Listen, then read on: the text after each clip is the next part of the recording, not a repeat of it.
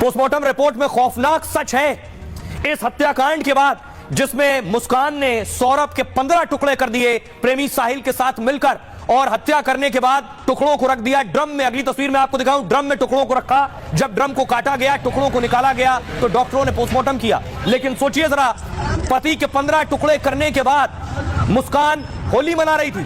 तस्वीर देखिए जरा, मुस्कान प्रेमी साहिल के साथ होली मना रही थी। हत्या करने के बाद ये होली मनाने की तस्वीर है। मुस्कान और साहिल को आप देख रहे हैं, साहिल की डांस करने की तस्वीर आप देख रहे हैं। सोचिए, पहले इन्होंने मेरठ में सौरभ के 15 टुकड़े किए। एक तरफ सौरभ की तस्वीर आप देख रहे हैं, 15 टुकड़े करके इस ड्रम में डाले, और उसके बाद ये चले गए घूमने होली मनाने के लिए। साहिल के साथ होली मना रही है मुस्कान, वीडियो बना रही है, रंग में रंगे हुए दोनों।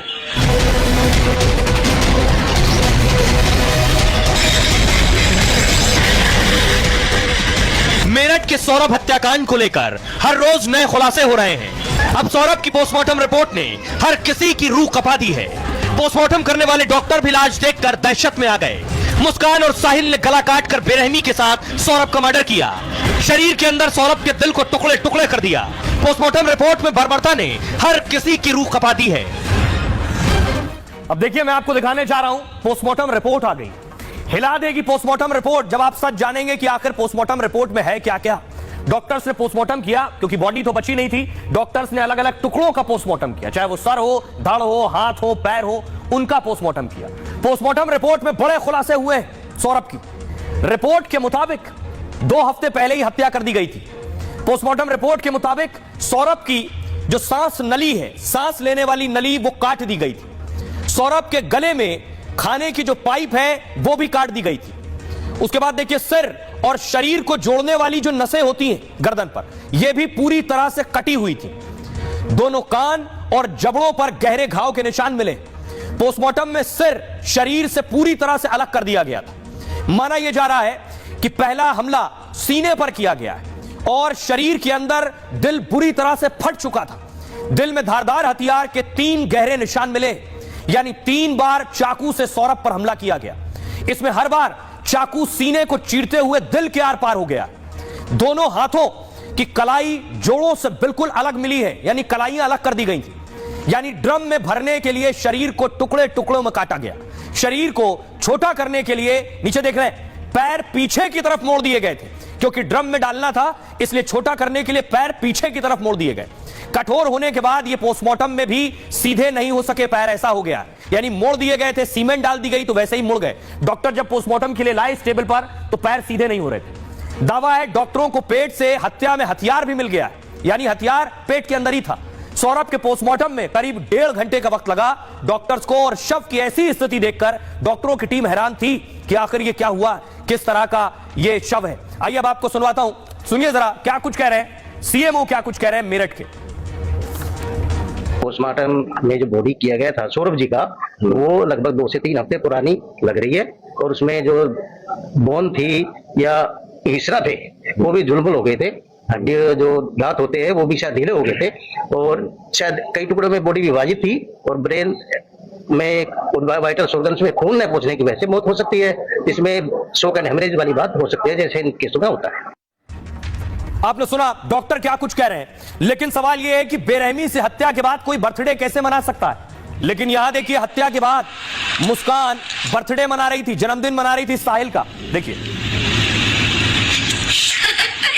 शिमला में ही बर्थडे मनाया है, और उसके बाद वहां पब गए हैं, और उसके बाद दोनों ने डांस किया। आइए मैं आपको सुनवाने जा रहा हूं, अब तक आपने मुस्कान की आवाज नहीं सुनी है, तो पहली बार आप रिपब्लिक पर मुस्कान की आवाज सुनने जा रहे हैं, जिसने पति के 15 टुकड़े किए। दरअसल ये जो केक आप देख रहे थे, केक जो खा रहा था साहिल, जो मुस्कान ने मंगाया था, केक मंगाने के लिए मुस्कान ने ऑडियो मैसेज भेजा था ड्राइवर को। मुस्कान को सुनिए जरा, किस तरह से उसने ऑडियो मैसेज भेजकर केक मंगाया। आप ना मुझे केक लेके, मतलब आप केक ले आना कहीं से भी, और कॉल मत करना, मुझे आप मैसेज में बता देना मिला या नहीं।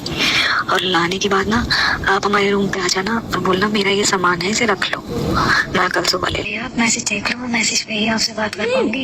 ये यहाँ पे है ना, तो मुझे सरप्राइज देना है रात को, केक कट करवाना है। या आप थोड़ी देर बाद ही ला देना, कोई सा भी केक ले आना, उस पर लिखवा देना हैप्पी बर्थडे बाबा, बाबा लिखवाना है, ठीक है ना। और आप बोलना याद आके कि ये आपका सामान है, इसे रख लो, मैं सुबह ले लूंगा।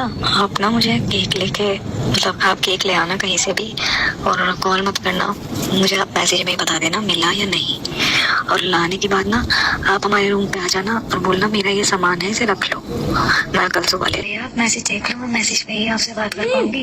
ये यहाँ पे है ना, तो मुझे सरप्राइज देना है रात को, केक कट करवाना है। या आप अभी थोड़ी देर बाद ही ला देना, कोई सा भी केक ले आना, उस पर लिखवा देना हैप्पी बर्थडे बाबा, बाबा लिखवाना है, ठीक है ना। और आप बोलना यहाँ लाके कि ये आपका सामान है, इसे रख लो, मैं सुबह ले।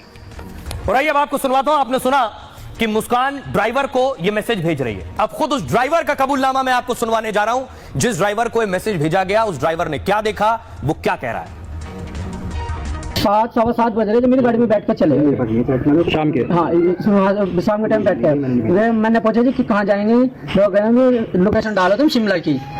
शिमला गए था मैडम का, मैंने हाई लिख के भेजा, मगर कॉल कर लेंगे, जब फोन उठाना था। फिर मैडम ने लोकेशन भेजी, भैया आप यहाँ जाओ। फिर एक बार यहाँ कॉल करी, फिर मैंने व्हाट्सअप करी, ये सारी कॉल मिस कॉल व्हाट्सअप आई है। फिर 2 बार मैंने करा, हाँ जी ज़्यादातर व्हाट्सअप। फिर मैडम से मैंने कहा मैम मुझे को पैसे चाहिए 10,000 रुपये। वो कह लिया भैया बार कोड भेज दो।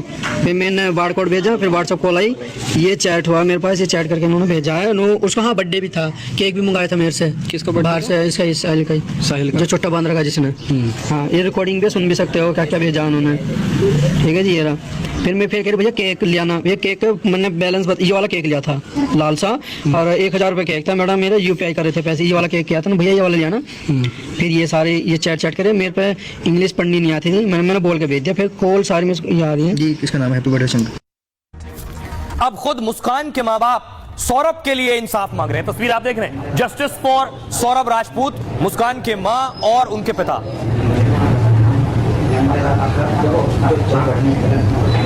मुस्कान के साथ सौरभ का जो क्रूरता की गई है इस हत्याकांड में, क्या मुस्कान को सजाए मौत ही होगी?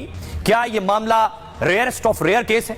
सौरभ हत्याकांड में क्रूरता की चर्चा पूरे देश में हो रही है। पत्नी मुस्कान और उसके प्रेमी साहिल पर हत्या का आरोप है। आरोपियों पर BNS की धारा 103 और धारा 238 लगी है। BNS की धारा 238 यानी सबूत मिटाने के लिए लगाई जाती है। इस धारा के तहत आरोपी को 7 साल तक की सजा हो सकती है, जबकि सौरभ की हत्या के लिए धारा 103 लगाई गई। BNS की धारा के तहत 2 मुख्य सजाओं का प्रावधान है। इसमें एक आजीवन कारावास और दूसरी मौत की सजा है। हत्या के लिए की गई क्रूरता के हिसाब से सजा दी जाती है। अगर अपराध जघन्य है और समाज के लिए खतरनाक मिसाल है, तो ऐसे मामले में आरोपियों को फांसी की सजा हो सकती है। सौरभ के शरीर के टुकड़े टुकड़े करके क्रूरता से हत्या की गई। ऐसे में अगर अदालत ने इस हत्या को रेयरेस्ट ऑफ रेयर माना, तो फिर ऐसे में मुस्कान और साहिल को मौत की सजा ही होगी। और इस पर बात करने के लिए हमारे साथ खास वकील जुड़ रहे हैं, वरिष्ठ वकील अश्विनी दुबे जुड़ रहे हैं। उनसे सवाल करेंगे। अश्विनी दुबे जी, इस हत्याकांड पर पूरा देश बात कर रहा है, लोग सन्न हैं कि इस बेरहमी से हत्या की गई है। क्या आपको लगता है जो धाराएं लगाई गई हैं, क्या ये मामला रेयरेस्ट ऑफ रेयर में आता है और मुस्कान साहिल को फांसी की ही सजा होगी? तमाम एविडेंसेस को देखने के बाद जब प्रोसिक्यूशन अदालत में अपनी दलीलें रखता है और अदालत को लगता है कि ये rarest of the rare crime है, उसी परिस्थिति में जो है उसको exceptional rarest of rare crime करके फांसी की सजा मिलती है। अब अगर हम मेरठ की घटना की बात करें तो exceptional case rarest of the rare case ये होगा कि नहीं, ये आगे आने वाले दिनों में तथ्यों पर जो गवाह आएंगे, जो एविडेंसेस आएंगे और किस तरीके से उसको जो प्रोसिक्यूशन है, जो प्रोसिक्यूटिंग एजेंसी है, वो प्रूव करता है, वो उस पर निर्भर करेगा। तो अभी इन्वेस्टिगेशन की स्टेज में केस है, तो अभी ऐसा कहना कि ये rarest of the rare crime है या होगा उचित नहीं है। ये आने वाले दिनों में तय होगा। जी जी, बहुत बहुत शुक्रिया अश्विनी जी। अश्विनी जी कह रहे हैं जैसे जैसे सबूत सामने आएंगे और अपराध की जघन्यता का पता चलेगा, वैसे वैसे तय होगा कि ये रेस्ट ऑफ रेयर केस है या नहीं। लेकिन देखिए, ये है मेरठ जेल और इसी जेल में मुस्कान और साहिल बंद हैं। इस जेल से भी मुस्कान डिमांड कर रही है। मेरठ की जेल में है दोनों, लेकिन देखिए मुस्कान क्या कह रही है जेल से और इस वक्त कहां है। मुस्कान देखिए इस बैरक में है और साहिल दूसरे बैरक में। हत्या के मामले में मुस्कान साहिल मेरठ की जेल में है। बुधवार को शाम 6 बजे दोनों को जेल ले जाया गया। जेल में मुस्कान ने साहिल के बैरक के पास जाने की डिमांड की है।